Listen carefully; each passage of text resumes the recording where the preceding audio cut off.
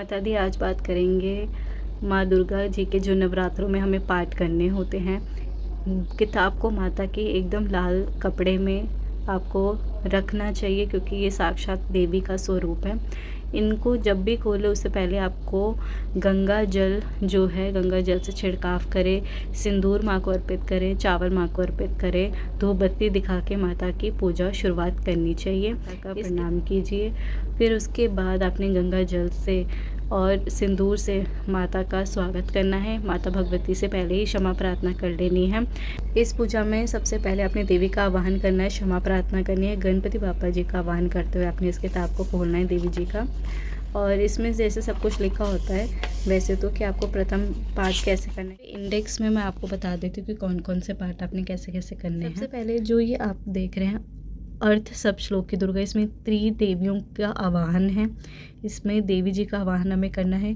फिर दुर्गा जी के अष्टोत्तर शतनाम, इसमें माँ पार्वती जी के 108 नाम हैं, तो वो भी आपने करने हैं। उसके बाद जो है हमारा कवच शुरू हो जाता है, कवच आपने करना है। अर्गला स्तोत्र बहुत ज़रूरी है, अर्गला स्तोत्र ज़रूर हर भक्त को करना चाहिए। कवच के बाद किलिक स्तोत्र, बस ये तीन, ये जो आप देख रहे हैं शुरू के 5 पाठ ये आपने करने हैं। उसके बाद आप ये छोड़ दीजिए। फिर ये तो अध्याय आपने करने ही करने, ये पाठ होते हैं, तो इनका मैं बता दूंगी आपको स्क्रीन पे कि कैसे कैसे इनके पाठ को करना है।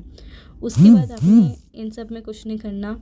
फिर सबसे लास्ट में आपने आ जाना है क्षमा प्रार्थना। तो क्षमा प्रार्थना बहुत ज़रूरी है। क्षमा प्रार्थना के बाद आप देवी से अपनी इस पूजा में हुई भूल चूक को आप क्षमा में मांग सकते हैं। ये है अर्थ सप्त श्लोक की दुर्गा। तो इसमें शिव जी बोलते हैं कुछ चीज़ें कि देवी ऐसा कोई उपाय बताइए जो भक्तों के लिए कलयुग में बहुत अच्छा हो। तो देवी बोलती हैं कि अम्बा स्तुति बहुत अच्छा है, तो उसके बारे में ये वर्णन किया गया है। तो देखिए मुझसे कोई भी चीज़ गलत ना हो जाए, इसलिए मैंने इन ऐसे वर्ड्स को अपनी समझ के हिसाब से मैंने किया है। तो आप भी ऐसे कर सकते हैं जो आपको चीज़ें समझ में आ जाएं, ठीक है, क्योंकि गलत उच्चारण नहीं होना चाहिए, सही उच्चारण से दुर्गा अष्टोत्तर शतनाम पाठ करने से बहुत से आशीर्वाद प्राप्त होते हैं। 108 देवियों का आप नाम ले रहे हैं। माँ पार्वती जी के 108 नाम है, जो कि खुद शिव जी ने माँ पार्वती जी के आगे सुनाए थे। और कहा जाता है कि जो प्रतिदिन दुर्गा जी के इस अष्टोत्तर शतनाम का पाठ करता है उसके लिए तीनों लोकों में कुछ भी असंभव नहीं है। वह धन, घोड़ा, हाथी, धर्म आदि 4 पुरुषार्थ तथा अंत में सनातन मुक्ति भी प्राप्त कर लेते। तो आप ये सोच सकते हैं कि कितना पावरफुल है माता का ये 108 नाम। और उसके बाद आपने क्या करना है, उसके बाद आपने कवच ज़रूर करना है।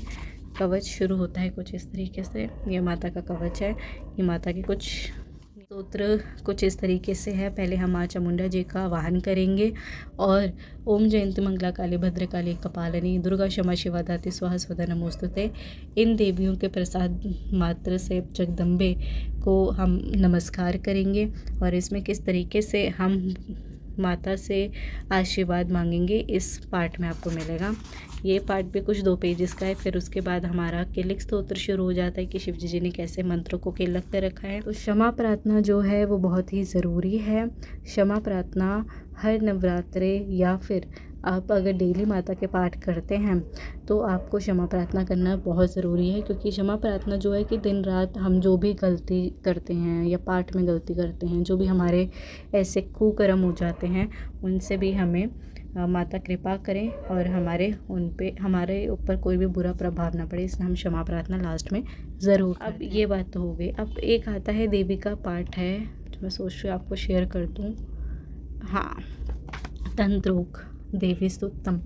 तो ये बहुत सुंदर पाठ है। अगर आप ये करना चाहते हैं नवरात्रों में तो आप ये ज़रूर करें, बहुत सुंदर है।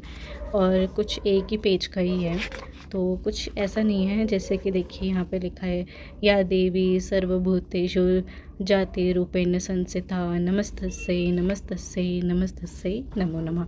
तो ये तंत्रोक स्तोत्र है, ये भी आप कर सकते हैं। इसको फिर आपने क्षमा प्रार्थना से पहले करना है, मतलब 1 दूसरा अध्याय 13वां अध्याय जब भी हो जाए उसके बाद लास्ट में पहले सेकंड लास्ट ये करना है, फिर क्षमा प्रार्थना करनी है।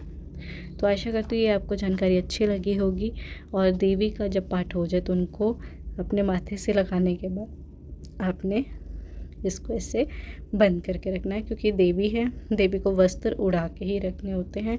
और इनको एकदम साफ़ सुथरी जगह में, ऐसा नहीं कि कहीं भी आपने ड्रॉअर में रख दिया। देवी की ये किताब बहुत ही सही तरीके से आपको रखनी है। जैसे कि मैंने तो माता के जो मंदिर घर है उसी में ही माता का जगह बनाई है, वहीं पे माँ देवी को विराजमान करती हूँ। हमें देवी को हमेशा ऐसे आपको ढक के रख के फिर उसके बाद ही आपने उनके स्थान पर वापस रखना है। और जब भी दोबारा अगले दिन बैठें तो फिर से आपने धूप बत्ती दिखा के, गंगा जल छिड़क के, माता को टीका लगा के फिर इस किताब को खोलना है। आदर के साथ हाथ पैर सब अच्छे से वॉश करने के बाद तो ही देवी का ध्यान करें।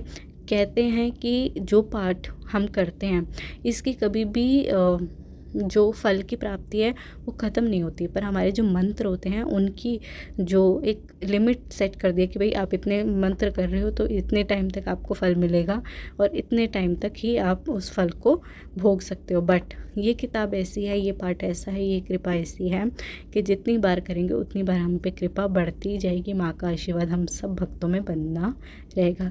दुर्गा माँ तो खुद दुर्गति नाशनी है, भय हरनी है और दुख नाशक है, तो उनकी कृपा से तो हमारे वैसे ही सारे कार्य सिद्ध हो जाते हैं। तो आशा करती हूँ ये जानकारी आप सबको अच्छी लगी होगी। भगवान करे कि सबको माँ देवी के आशीर्वाद प्राप्त हो। जय शिव शक्ति, हर हर महादेव।